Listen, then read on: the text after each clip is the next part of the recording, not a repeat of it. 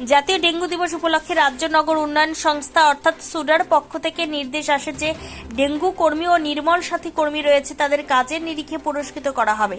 সেই মোতাবেক বৃহস্পতিবার কালিয়াগঞ্জ পুরসভার উদ্যোগে পুর উৎসব ভবনে একটি ছোট্ট অনুষ্ঠানের আয়োজন করা হয়। এদিনে অনুষ্ঠানে উপস্থিত ছিলেন পুরপ্রধান রামনিবাস সাহা, উপপুরপ্রধান ঈশ্বর রজক, কার্যনির্বাহী আধিকারিক মদন মণ্ডল সহ পুর কাউন্সিলররা। এদিন কালিয়াগঞ্জ পুরসভার 17টি ওয়ার্ডে ডেঙ্গু কাজের সাথে যুক্ত 3 জনকে প্রথম, দ্বিতীয় ও তৃতীয় হিসেবে পুরস্কৃত করা হয়। পাশাপাশি নির্মাণ সাথীর সাথে যুক্ত যারা রয়েছে তাদের মধ্যে 3 জনকে প্রথম, দ্বিতীয়, তৃতীয় হিসেবে পুরস্কৃত করা হয় এবং আরও যারা কর্মী রয়েছে তাদের উৎসাহতা বৃদ্ধির লক্ষ্যে সকলকে হাতে পুরস্কার তুলে দেওয়া হয়।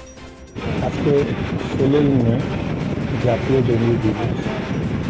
জাতীয় ডেঙ্গু দিবস উপলক্ষে আমাদের সুদার থেকে একটা গাইডলাইন দিয়েছে যে ডেঙ্গু যারা কর্মী আছে, যারা SWM-এর কর্মী আছে, তাদেরকে কাজের নিরীক্ষে প্রথম, দ্বিতীয় এবং তৃতীয় পুরস্কৃত করা হোক এবং এদের যে কাজের যে একটা এনার্জি বাড়ানো হোক।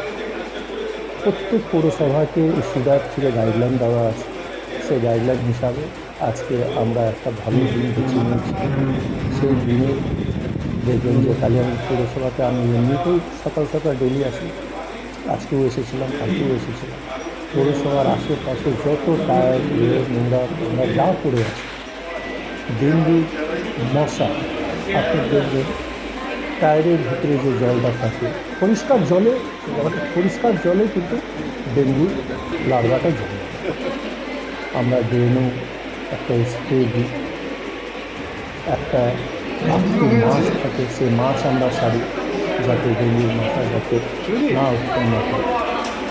আর SWM-এর মাধ্যমে নির্মল সাথী যেটা আছে আমাদের, প্রত্যেকটা ধ্যানের সাথে আমাদের দেখবেন কোনো ওয়ার্ডে একটা, কোনো ওয়ার্ডে দুটো নির্মল সাথীরা যায়, যাতে প্রত্যেক বাড়িতে যাতে পচনশীল অপচনশীল নোংরা প্রত্যেক ধ্যানের মধ্যে যাতে মাইকিংয়ে দেওয়া হয়েছে এবং তার পরিপ্রেক্ষিতে ওরা খুব সুন্দর কাজও করে চলেছে, প্রত্যেক বাড়ির সাথে ভালো একটা সম্পর্ক রেখে চলেছে। সেই হিসাবে আমরা সব দিক থেকে বিবেচনা করে যে প্রথম, দ্বিতীয়, তৃতীয় ওনাদেরকে তো আমরা পুরস্কৃত করেছি, বাদ বাকি আমাদের যত স্টাফ আছে সবাইকে একটা সম্মান দিয়েছে, যাতে ভবিষ্যতে ওনারাও ভালো কাজ করে যাতে প্রথম, দ্বিতীয়, তৃতীয় স্থানে আধিকারিক হতে পারে।